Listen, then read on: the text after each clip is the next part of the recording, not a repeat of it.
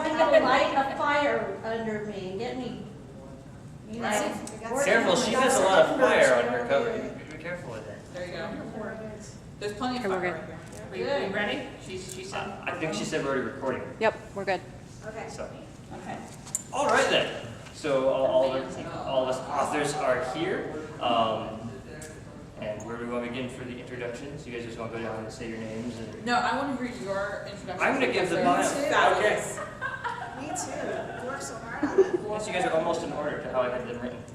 Yeah, perfect. So we have here this evening Patti, otherwise known as Patti Hultstrand, on here. And she's been writing since her peers first decided the books were not worth their time back in the 7th grade. Sure. She got her first big break when the local library published one of her short stories in their sci-fi magazine. And after that first addicting hit, she continued to use, and nearly a quarter century later, with her experience in the publishing and writing field, she currently puts the publisher in AZ Publishing Services, LLC. I assume I have to add that on there. And tells people how to write as the editor with the WOD newspaper and webzine. And lastly, standing as the only human being who likes to hear her own voice, PJ works as a radio personality and manager for KWOD Radio. All right. I just guessed. It was wonderful. To my immediate left, we had to skip over Deena because they didn't sit in order. We have T.M. Williams, who I'll refer to as Tim for the remainder of our panel here this evening. And she was inspired to write by a song, and that's how she came to begin her first book. And this idea turned into the Bohemian Grove trilogy, a book involving all the fun, crazy people from the History Channel's Ancient Aliens, assuming they knew what reality actually was. She has written even more books since then and works like a true Bohemian artist as a journalist, copywriter, and marketing consultant. And a note should be made that these stories do involve the Northern California Bohemian Grove Rich White Guy Club. However, if any of them ever watch this video, please, sirs, I am just like you, invite me to come join you. And give me money. And give me lots of money, yes, I would love that. Now, back to Deena. She is going to be playing the role of Anu tonight, the god of neutrality. Deena spends her time playing chess against death in the Garden of Good and Evil. She writes urban fantasy, paranormal romance, and suspense. And she writes these books that find an excuse for strapping shirtless men and flames to be on the cover. Hence, the wonderful arrangement of video books there. She spends her time getting angels in trouble in bars and taking demons to task for wearing white after Labor Day. And she has multiple series to her name, including the Book Waitress and the Brethren series. Then there's myself. I am the eccentric writer up here, having lived in a fantasy world most of my life. This is my first title, Empire's Awakening, which is published and is currently in the process of having 5 sequels written. Not quite sure what I was doing to myself there. When I'm not writing, I am working with my daughter on our plan for global domination and practice writing tricks on our pet Parasaurolophus, however the plural of that dinosaur is. I enjoy science reality, science fiction, and anything to do with trains and planning ludicrous hiking challenges like the Pacific Crest Trail. So, that is the authors here for the evening. That's the best introduction I've ever had, by the way. Yes. So, I will use these exact same introductions for our other panels tomorrow. Good. That's a good idea. We'll get everyone laughing at those as well. This is just a really low-key, ask some questions and get some silly conversations going. So if anyone has questions, they may raise their hands. And we will... Wait for us to call on it. Yes, we will wait. I have 2 master's degrees in education. I apologize for using hand raising. It's what I know. It's it. That's it. That's all I got. So we will start with the questions, and these are kind of for everyone here. Do you guys want one on something funny, content, or process? We'll let the audience pick. Which one are we on here? Ooh, funny. Funny? Want a funny question? Okay, so the first one, and I apologize if this offends anyone. If there's any Stephanie Meyer fans, if there are any Stephanie Meyer fans in the audience, if we were such awesome writers and she's so terrible, why is she at home with her millions and we're all here hanging out with me? I know why. What was that? Publishers don't know what they're doing.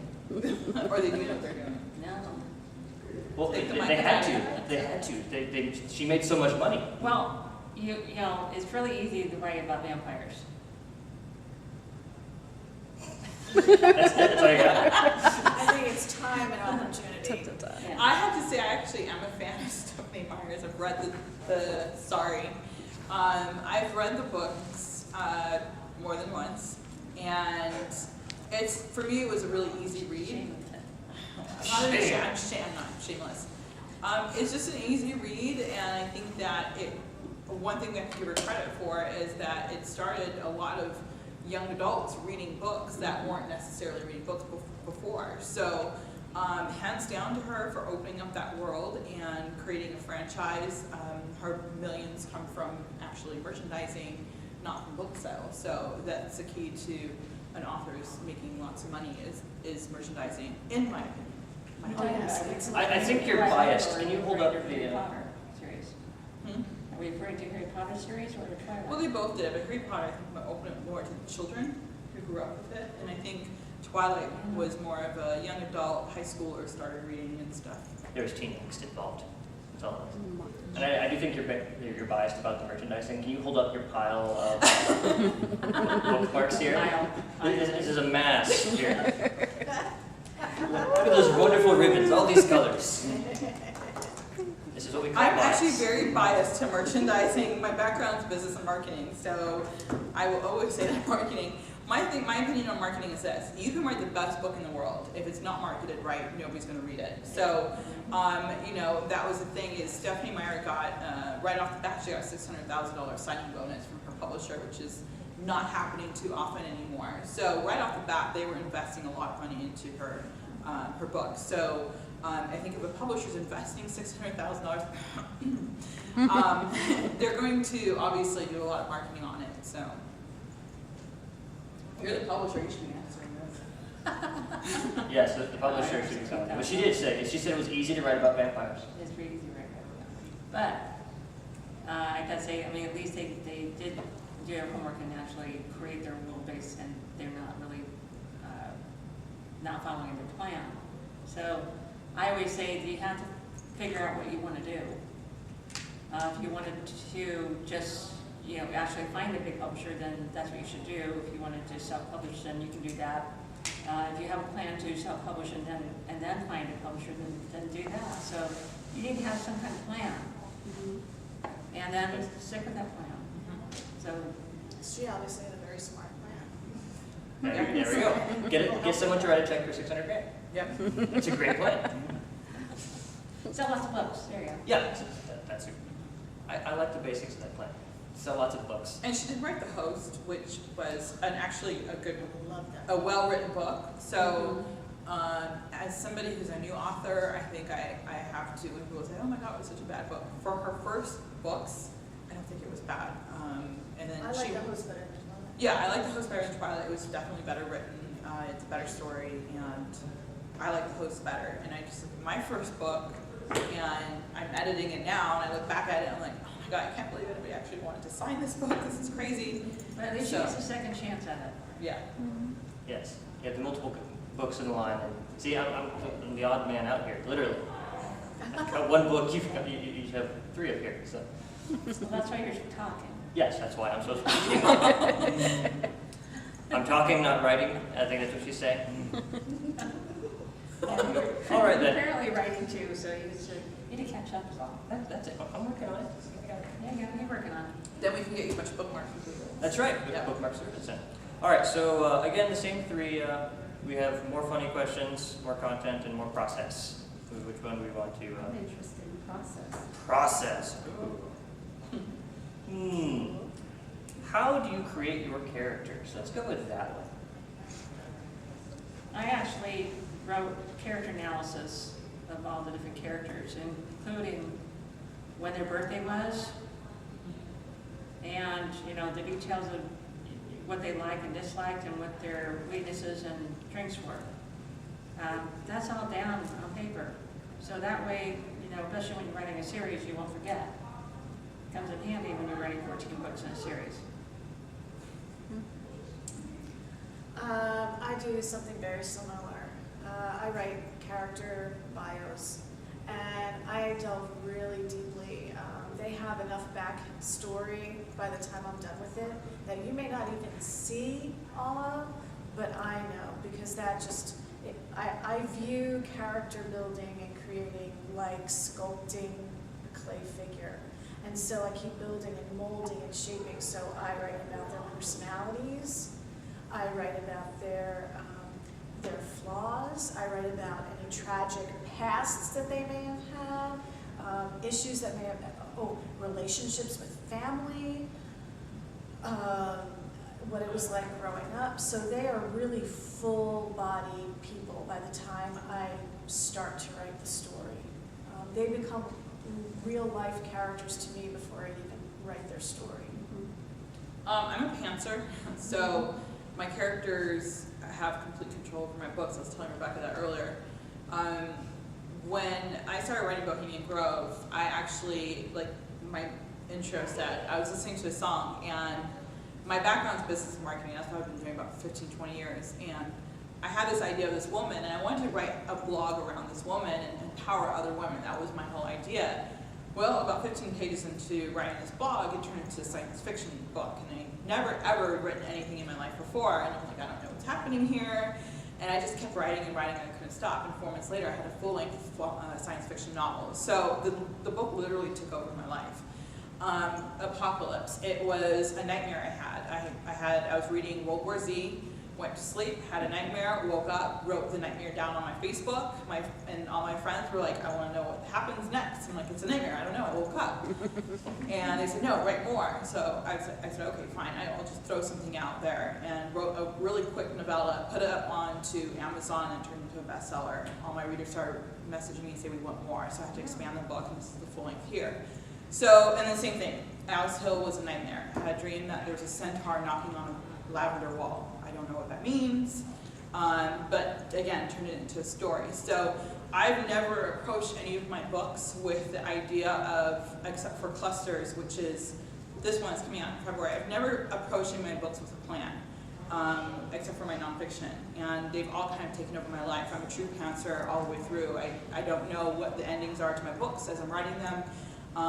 In fact, I can be all the way almost to the end and have no idea what's coming up until I'm like, oh, is that what we're doing? That's interesting. And sometimes I'll have to go back and fix part of the story to make it fit. So do your characters sometimes surprise you with how they behave? Oh, all the time. And I've had characters kill off another character, and I'm like, wait a minute, that was not in the plan. What are we doing? And the book I'm writing right now, Clusters, I literally had that moment where I'm writing, and I had no idea what I was going to do at the ending. I had no idea what the plot was going to be.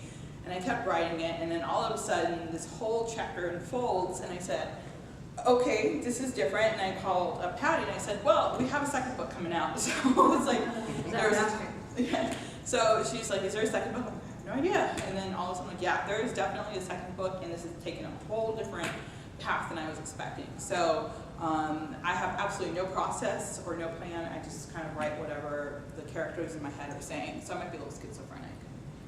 Well, I'm actually closer to your style of Schizophrenia. Of writing. I have the overall story arc inside my head. My story came from a mixture of two things. One, I had a series of lucid dreams, and I realized the symbols that were contained inside.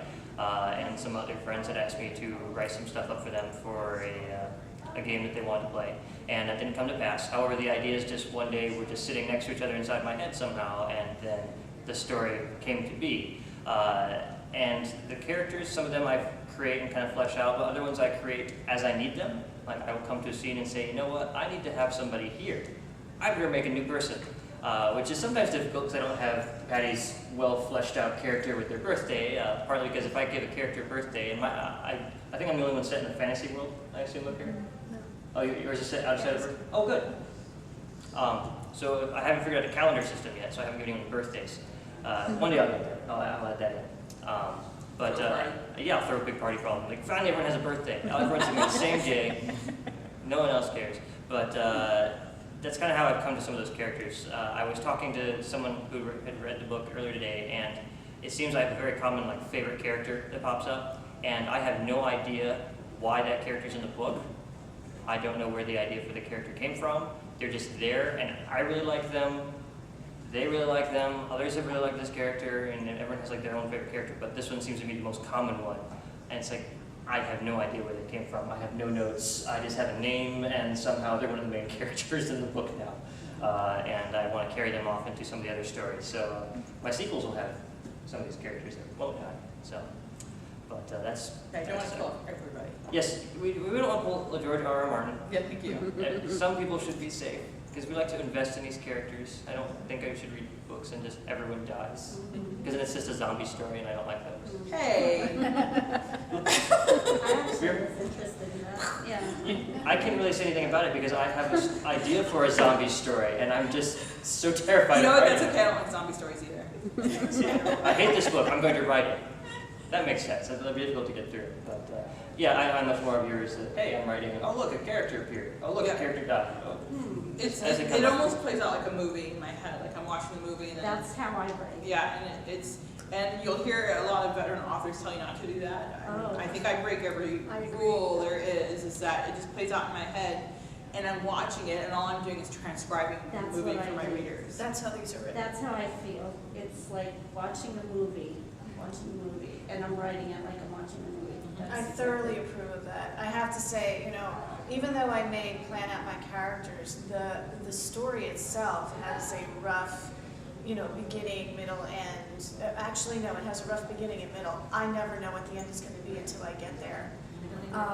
But it all comes out as a movie, and I transcribe what I see onto the page. And I have readers who say, I can see it all happening. You put me right there. It's like a movie. I'm like, good. I knew that when you My said you job. sculpted, and I knew it. I said, oh, Have you- I was in the bowels of the earth in Carlsbad Cavern. In the middle of writing, you know, my first 296,000 words, and I realized that one of my characters is having a relationship with the Queen. You realize. I didn't realize it until I'm sitting, after we're going down, so I'm like, oh my God! No, you know what's better than Commander that? Jason's having a relationship with the Queen, and my son and my husband were like, oh my God. You know what Totally happened? freaking- I'm totally calling you out too. She actually called me a name, and I forgot why, but she called me a Which name. name is this? Is it you? Temptress. She called me a temptress, Okay, that's you. and I said, that's my next story. So I'm so, like, what? You know, and then I told her, I'm like, this is what's gonna happen. And she called me another name after that, Then but I'm going, oh my God, another book and another one. there's no shortage. You should like this. It's adding to that big tally you brag about for how many books you've been the publisher behind. Yeah, well, It's still up in the air who's getting book it two. done, it's two different things, so. It's still up in the air who's getting book two, and it is longer than this one, so it'll be one of the thicker books you get to work on. But do any of you, going back to the character thing, do any of you actually cast actors that you Yes, know? absolutely. Yeah. Oh, Okay. yeah. I'll do it. I did with Trinity. Trinity, Michael, the Brethren Protector, in my head, no one will ever be in that role besides Adrian Paul, the Highlander. They're the only one. That's Michael. We need to make that a movie now. You're raising my. That's on Patty, isn't it? And the publisher's supposed to handle movie deals. This one, my protagonist in this one's Woody Harrelson, and he's just that really flamboyant protagonist. Just I can see him now. yeah, he's so it's. I almost want to see it made into film just because of that, but otherwise I don't think I've had. On the back of this one, I actually have character depiction. So we found these pictures, and my graphic artist obviously changed it up so that they're undead. Yeah, they're zombified. But all my readers have said this is how they pictured the characters before. Anyway. Now they can't get anything else out of their head. See, I was making recommendations to someone earlier for when you read this character, this is the actor you want to be kind of awesome. thing. So I would love for it to be made a movie because I was actually picturing a role for Denzel Washington. So that means I'd really have gone somewhere if we had to play the role. I kind of hold back on letting people know. There aren't too many people that know that I have Adrian Paul in my head when I wrote this, because as a reader, I love to get an image of my own as to who I cast in there. So it's always fun to ask on Facebook, so who do you see as Michael? Who do you see as Gabriel and Raphael? So I like to let the readers decide for Talking themselves. about one of the Highlander movies again, I just happen to love swordplay, and he really is good. And he learned everything really well, and it's just, I like to watch him. I'll watch that over and over and over again just because I love the swordplay. Yeah, I have the entire DVD series. I kind of like She the watches in the middle of the night. Adrian Pollock Takes watching this. I inspiration. love you. So we'll be borrowing some movies later. I don't think that one's on Netflix. Is Highlander? I thought it was on. Maybe it's on Amazon Prime. All those Instaplay things are available now. Okay, next question. All right, next question. We haven't done process question yet, so I guess we can. Oh yeah, let's talk process. What is your best inspiration for writing a song and why? Like, what's the song you listen to that I have this song on that I'm listening to in my headphones, unless you don't need silence or something like that? And like, what do you have that gets you going? I'm very much influenced by the music I listen to. Obviously, it started my writing career. And so it depends. The book I'm writing right now, Clusters, is actually a mystery based on true events. And it's based on cases of the missing. And so it's based on true stories. And I actually have the book with me, one of the books I read that inspired it. And they're true stories of people that have kind of vanished from national parks.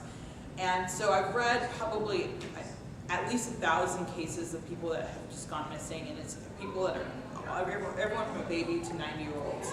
And you read the stories, and they're real stories, so they're very influential. And so the music I listen to is actually kind of really dark. And I found the song, and it's the whole album I listen to. It's like a violin. It's kind of like that whole, violence can be kind of dark and brooding. And so that was the song that we actually put into the book trailer.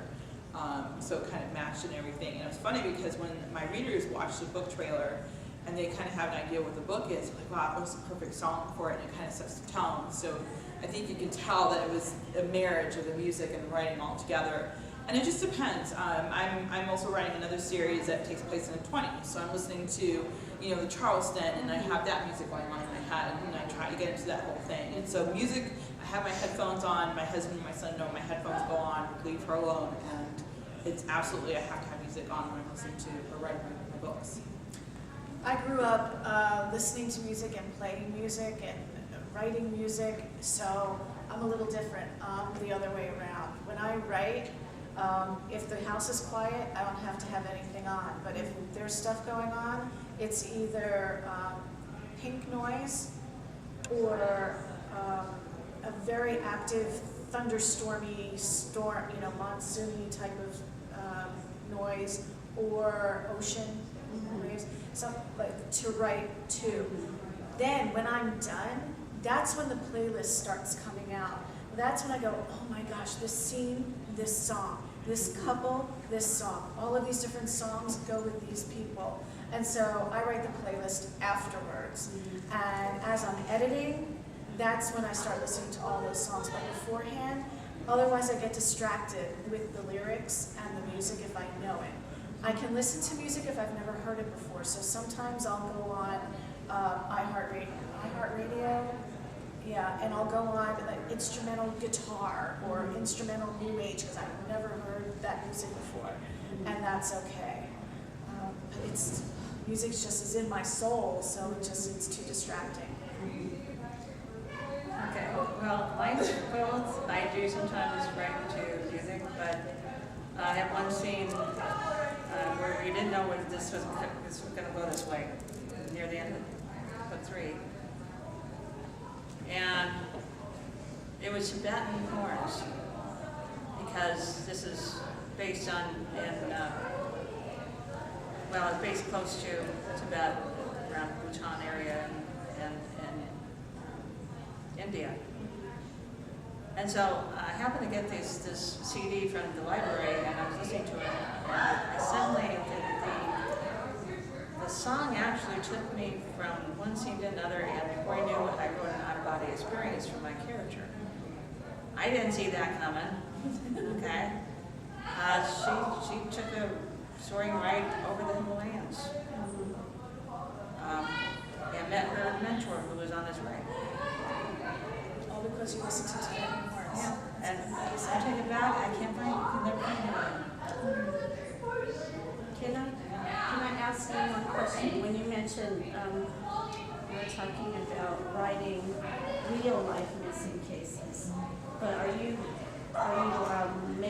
putting these cases into a fictional story? It is. It's a mystery, and it's Are you from Arizona? I'm from Arizona. Okay, I don't know if you guys remember about 3 years ago, there was a little boy, 2 years old, named Emmett Trapp, and he went missing in Prescott, Arizona, and then they found his body 3 days later.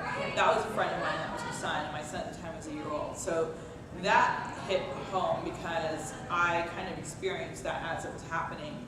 And so a man by the name of David Politis, who is a retired law enforcement officer, started hearing about these stories of missing people in national forests. And it was actually a ranger who approached him and said, listen, there's something going on that you need to know about, and they're not documenting these cases. So he went in and he started exploring all these cases in the national forests. And, you know, at first he was thinking, oh, you know, it's probably a lot of people who go missing want to go missing. A lot of people who go missing in national forests, they're mauled by bears or mountain lions, or, you know, they fall off a cliff or something happens. It's dangerous, you know, going camping, going mountain climbing, all these different things. And so he was looking into it. Basically what he did is take all the cases that if there was even a hint that it was something that he could explain, he threw it out. And what happened, I think, oh, here, let me show you really quick. We're pulling up resources. Yeah, I actually carried my research with me. I do the same thing. I've done all the notes for my books. So he has 4 books like this, and each book has about 1 page is 1 case. So there's 4 books, and look how thick they are. And I've read all 4 books, and so that's how many cases, and this is just the United States, that's how many cases there are that are unexplained. And so he went on to a radio interview, and I was listening to his radio interview, and I was listening to it. Of course, you know, I had the experience with Emmett, and so it hit home. And I said, you know, there's something going on, and he doesn't have an explanation. When you read the stories, and Patty's familiar with a lot of them as well, you read the stories, and you start to say, okay, it could be this. And then you kind of veer off, like, no, it can't be this doesn't explain this doesn't explain this. And so there's a lot of things that don't make sense. So I've taken these cases, there's no explanation, and in my book, I come up with my own explanation of what they are. But at the end of the book, I also encourage my readers to say, listen, it's a fiction book because I come up with my own idea. I encourage you to remember these are real stories, that these are real cases that are missing. Do you use real names then? I don't, not in my book. That's what I'm wondering, because in one of my stories I have the Green River Killer, and I want to be sensitive to families, because that was a real thing that happened. And I wonder about legalities and things like that. Well, you have to remember that these cases are public. They're all, these police cases are public information. So, like I said, these are all already in a book. So I wouldn't be, obviously, doing something, putting their name out there when they didn't want to be out there in the first place. We decided that it would probably better if we just use different names, just in case. Yeah. Well, and plus because I can put my own spin, and it's fiction, and I'm creating emotions that maybe they didn't experience. So yeah, there's. Yeah, mine's total fiction and horror, but it just happens that the Green River Killer's in the story. Like, Yeah. he's not the star of the story, but I want to be sensitive to those people that things really happen Just like a to. historical fiction. Yeah. I don't know. It's something you should. Especially since you're fictionalizing it, Yeah. Yeah, they may not like, your outcome of a particular story, so. yeah, it's totally out there. It's not it's not about him. It's just he happens to be Just based on something that's happening. Yeah, for me, if I was going to have criticism for my book, I want it to be on my story. I don't want it to be because I, barge in on somebody's Right, privacy. that's So exactly. That's what I'm worried about with that. I would use fake names. Just play it safe. Yeah. If you use the fake names and they can't really be offended, it's safer from the get-go. Yeah, like I said, it's not really about that. That's why mine is inspired by true Yeah. events. It's not nonfiction. Yeah. That is a safe caveat. Inspired by. Inspired by. Yeah. All right, thank you. All right then. Which question? Funny, content, or process? Category? Funny again. Since Funny? we went to Green River Killer, we need some funny. What is your favorite trope to use in writing? As in your favorite, stereotypical, this is kind of what happens. So you have one, you just try to stay away from all of them. I stumped them, all 3. Not a single one's I'm a different. romance writer, so you have to have an HEA. You have to have a happily ever after or a happily for now. So that would be me. Yeah, romance is a genre you have to kind of stick to certain rules because you'll piss off romance readers. Right, you don't want to kill off your main character. Yeah. Well, I kill off my main character in the first chapter. But then do you get a new main character? Well, after that. Obviously, It's it's longer than one chapter. There you go. But yeah, that's, for me, you gotta have the happy ending, and the happy ending may not be what's expected, but as long as you have a happy ending, or happily for now, we're good to go. I think that it's good to have a happy ending only because you want the readers to read the next book. So, you know, you mean, even if it's a continuation, you've given them some kind of hope in the first, in that particular book at the end. Not a cliffhanger. Yeah. And then you know, you really want them to love the, you know, the ending, because again, you want them to read the next book. Right. I don't know, I think I break all the rules. I think She the writes only, horror, so, you know. yeah, it's- I write horror, so you're gonna break all the rules, otherwise then you go into cheesy horror. So the people smart and they're still dying? Because that would really be Oh, absolutely. the biggest thing. Because yeah. Yeah, I mean, because my zombies are actually smart, fast, and conniving. So already, just my zombies are different than your typical zombies. This is written in prose, and it's multiple perspective, and it's not linear. So it breaks every single rule out there, and people She either. handed it to me non-linear, and I go, what the heck are you doing? She said, "Where's the beginning?" I'm like, "Just stick with it. Just keep going. If you don't like She it, goes, change "Don't like it." to change it." And I got to the end, and it reminded me of Roger Slosny's book, Road Marks, where he had the different roads for going to different directions, and it was not linear at all. And he ran a novella for it. He ran Hugo. Hugo Award. Yeah. I thought, well, what the heck?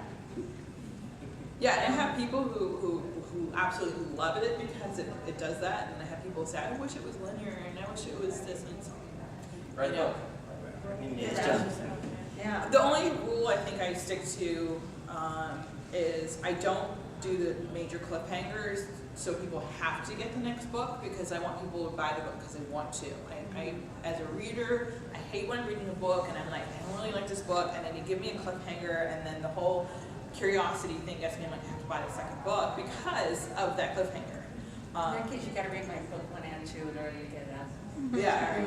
Well, I think I now buy books when they're completed series too, just in case. But I think it's the only rule I think I follow. Otherwise, I like to break the rules because I want people to come away and say, I absolutely had no idea what was going to happen, and I didn't expect that. You know what's interesting about the cliffhangers? Book Waitress is all about cliffhangers, because I wrote that series to be like a TV series where there are 13 episodes. And so my readers know every novella that comes out, there's going to be like, oh my God, dun dun dun. And soon thereafter, you're going to get the next novella.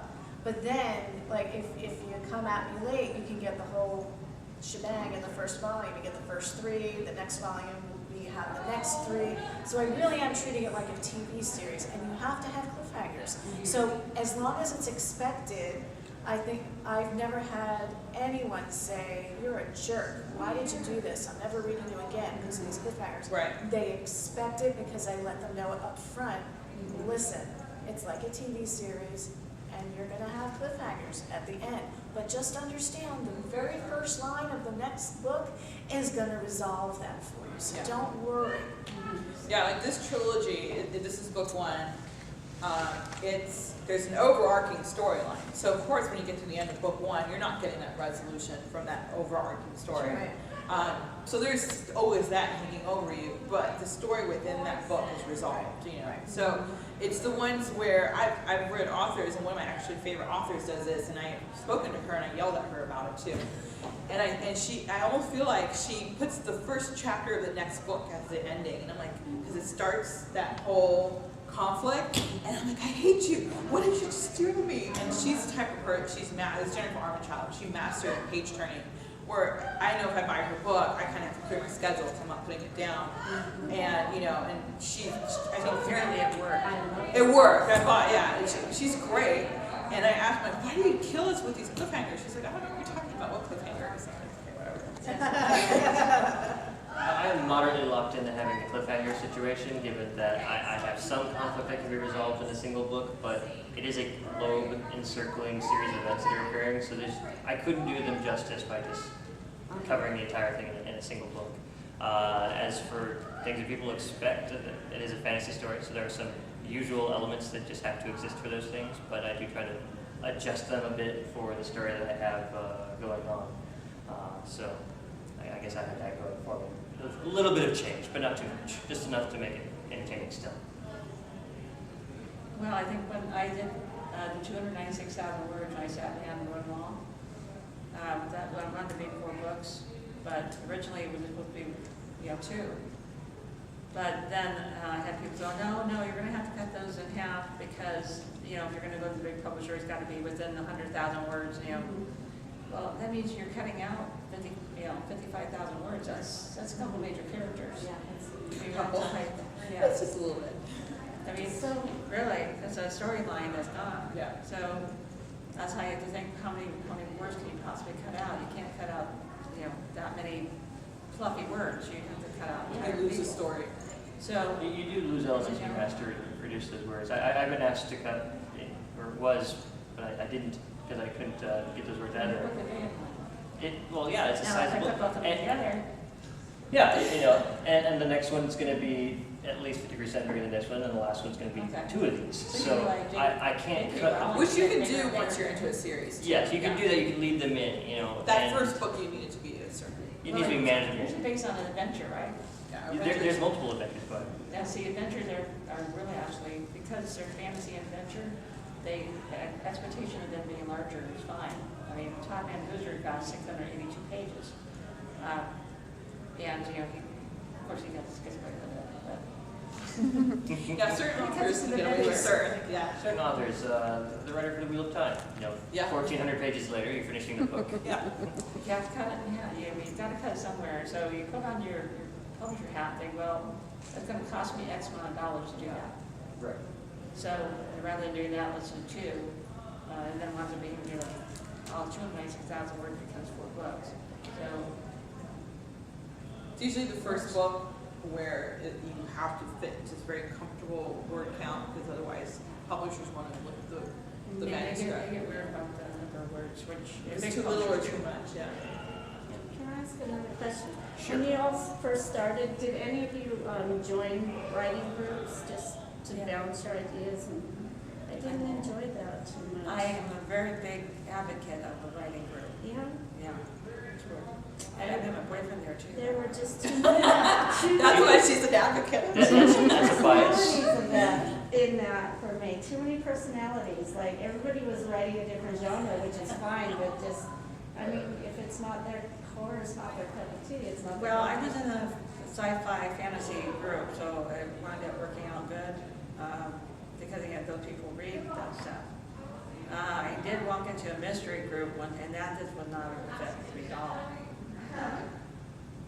Moral of the Besides story. the fact that most of them really suck. Find their genre. I said, I'm sorry, I can't find a group that works to for you. throw my big giant ego out. And they were very, I'm better than they are. I felt took like offense to it. And I'm like, It's like dating. You're not going to find your husband the first Find the date right you go one. on. You have to go on a couple of dates, find out what works and doesn't that's work what before you finally- find it. I just didn't I find joined my- RWA. What's that? RWA, which is Romance Romance Writers of America. Mhm. And there are 3 different chapters in this, or 4 different chapters in the state of Arizona. There's one in Tucson, there's one in the West Valley, there's one in the East Valley, and there's one up in Prescott. And I belong to the West and the East Valley. And the East Valley one, I'm actually the treasurer of. And I've been with them for over 5 years now. And my best friends are from that group. So, I gotta keep looking, I think I gotta keep looking. Yeah. I tried one. Try Writers Conference. Okay. You can start there and then you I'll can meet have to write people. that down. Thank you. Yeah, just and find what they're works just for you. fun because it's fan oriented as well. So, Yeah, they have a good time. here you go. I got you one for today. what, RWA? And group is You're- fun. you're- Oh, Writing Desert, group. oh, Writing Desert conference. Rose. If only I. Oh, yes, conference. Arizona. They Dream. don't do, they do everything, it's not just romance. Okay. Yeah. Who? You guys. RWA? Yeah. RWA is romance, what they have are subgenres. So, But your writers' conferences are open to everybody. a RWA convention, or are you talking about my Dreams convention? I think it's a Dreams one. Okay, Dreams Convention is something that I'm a co-chair of with Chris Tuala, who's the founder. And that is, Chris Tuala and Morgan Kearns together came up with the romance readers part, which I talked to you about earlier, and also the writers, which is Build in the Dream. So that Build in the Dream is open to all writers of all genres. Yeah. I need to start writing these things down. I'll look it up, YouTube, right? Yes. Okay. And I will- dreamsconvention.com. Thank you. Yeah, I'll hopefully have all that in there, and you can harass them after we're done with the official Yeah, I business. need to pick your brains, that's why I'm happy that. Oh, perfect. For I'm zombies. I want, yeah. Brains. It's actually a great lead into the next question, this subject, because I was curious what everyone's writing vein is. Like, what sort of genre or story type do you know from knowing yourself as a writer? Can you not write? Because if you ask me to write a romance story, I'm going to laugh and just put the computer away. I was told by my fiance, you should write one of these stories, because look at these. What was that? Yeah, some of these erotic tales, and the book titles alone, I can't handle them. I have some Facebook groups that I see some people promoting their romance novels and less romance and more other stuff novels, and it's like a comedy series for me, no offense. It's just, I can't handle some of these titles. I'm like, what? And the Fabio cover. And all the different versions of Fabio. Yeah. Like, how many different ways can you dye this man's hair? I don't understand. You know, it's just all these different groups here, and it's like, I can't do it. You know, I look away from romance scenes in movies. Like, I'm that sort of shy person. It's one thing I just can't handle it. I'm very bashful about it. So writing it, it's just never going to happen. You know, and I've been told, hey, you should write a little bit. I did a step right there. You know, I'm not going to go any further than that. But is there anything that you know that you just should not be writing, or you just can't write? Like, you just can't handle it? I think for me, it's like the, I'm trying to think of a word. You've used them all up already. We were talking about the Harlequin ones there. I could never do the Harlequin books ever. I could never I know ever. that one of them would be a vampire or werewolf, or they would have some kind of paranormal thing going on, and it would no longer be. Yeah, I started writing, I was challenged by Jordan Summers, who's an author, and she said, I need you to write straight romance because everything I write, I kind of just write whatever I want to. I don't care what genre it fits in. If it doesn't fit in a genre, I just write whatever's in my head. And fortunately, I found a publisher who actually doesn't think that's crazy. And she says, you need to write straight romance because I need to know that you can write straight genre. And she challenged me, and I said, I can't. I'm like, no, I can't do it. So I started writing it, and I called her. I'm like, this guy is a vampire. I'm telling you, I've got to turn him into a vampire. And there was this big argument, and then I had Patti read it. I'm like, he's a vampire, right? She's like, no, don't turn him into a vampire. I'm like, no, he's a vampire. I'm like, he's brooding. He's a vampire. I'm like, come on, maybe he'd be a monster, something. You didn't want the vampire. I know. I never wanted to write a vampire book, and then I'm writing romance and want to turn him into I a said, your vampire. fan wants a vampire, I understand that, but on the other hand, she's not the only fan you have. So, My beta reader was like, turn him into a vampire. And I was like, yes! And then nobody else wanted him to be a vampire. So I can't do the Harlequin books. My books all have a darker element to it. So I think that's why I can't do any of the Harlequin stuff. More power to the people who can. And then I can't do. those little bitty things, you know? Yeah, they're like, and they look like little pocket books. And I can't do comedy. Oh, I like. I can't do. I can read it, I can't write it. I was gonna ask that too. Yeah, I can't write I'm really comedy. sarcastic, I don't know why you do that. Yes, I love that. That's great. I call this dark meets snark. That's what my books I are. do like that. Dark meets snark. Yeah, 'cause I was- cannot do historical at all because I have to make the rules. for Speaking of my own beta world. reader, Should I wave at them as well? your Everyone else is fault. waving, so. we were just talking about it. How are you? Were your ears ringing? Yeah, you know what? She's the one that wanted the vampire. No more vampires. So you want my character to turn into a vampire? Oh, it has to. I want more Dorian Gray. It has like a vampire Dorian Gray type Yeah, of see? matchup. We were the only ones who were outnumbered. Vampire Dorian. It's not over. Just so The battle is not yet Everything we got. finished, she's decided. That's hard, that's a hardcore fan. This must be. I have some pretty cool things. So, historical for me is too difficult I because love in historical. I love to read it. I read it while I'm writing this because it's so different. But to write it, there's so many rules about, the dress, the language, the propriety, manners, etiquette, everything like that. And I really enjoy making my own rules up. But I still have to follow them too, mind you. But at least they're rules that I create in my own world. So. That's how I am in real life. Just want my rules. No one else's rules apply. My rules are what matter. And I don't think I can write straight romantic comedy, but like I said, these are dark meets snark. And there's See, a lot snark, of I think in is, there. I like reading snark. I Yeah. can't read the comedy because it just, Yeah. Well, bad snark is common too. It's a dryer. Yeah, I like Yes. the drier humor. What about you? She can write anything. Well, kind of funny, I said once that I don't think I can write horror, but then before you know it, we were making up horror stories, so. Well, you never wanted to read horror You said- before. Yeah, I know, I'm not looking forward to reading her children in the window, sorry. It's gonna creep me out, I can't read it at night. I think that's why So- I'm writing it. But I'm forced to. So, yeah, well, and then I come up with all these stories that have horror elements. Yep. So apparently. I'm the dark muse. Yeah, I know it's all your fault. You just want to be scared occasionally while other things are going on, right? Is that it? The I world happen- is scarier than See, anything I you happen to ever love write. time travel, so True. we're talking about historical. Especially right now. One thing, they have historical elements, but to me, with time travel,